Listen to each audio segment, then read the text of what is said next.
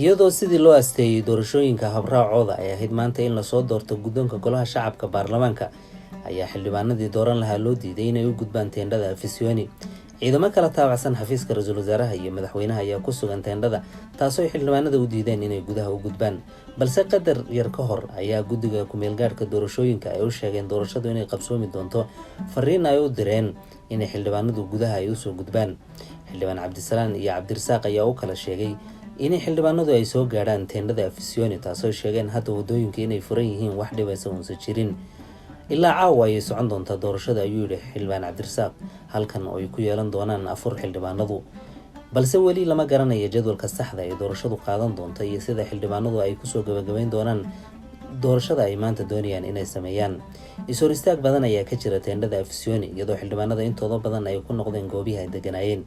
jawiga doorashada ayaan ahayn mid saxa, iyadoo ciidamo fara badan ay ku sugan yihiin, ammaankana aada loo adkeeyey halka ay doorashadu ka dhacayso.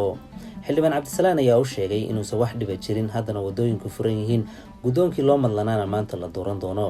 balse wejiga saxda ay doorashadu kusoo gabagaban doonto lama garan doono, iyadoo xildhibaanada intooda badan cabsi laga qabo inay gacan ka qaad iyo sidoo kale khilaaf ay ka bilaabaan halka ay doorashadu ka qabsoomi doonto.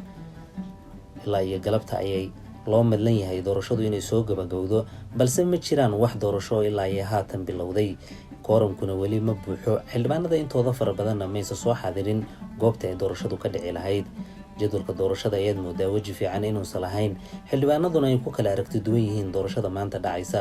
sidoo kale waxaa jirta cabsi fara badan oo xildhibaanada dhexdoodaha, taasoo laga baqaya halka ay doorashadu ka dhacaysa xildhibaanadu inay isku khilaafaan sidii horey u ahaan jirta caadooyinka. in badan ayay xildhibaanada Soomaaliya ay buuq iyo sawaxan ka sameeyeen halka ay inta badan doorashooyinku ka dhacaan, iyadoo la xusuustay inay xiliyo badan kuraas isla dhaceen xildhibaanadu.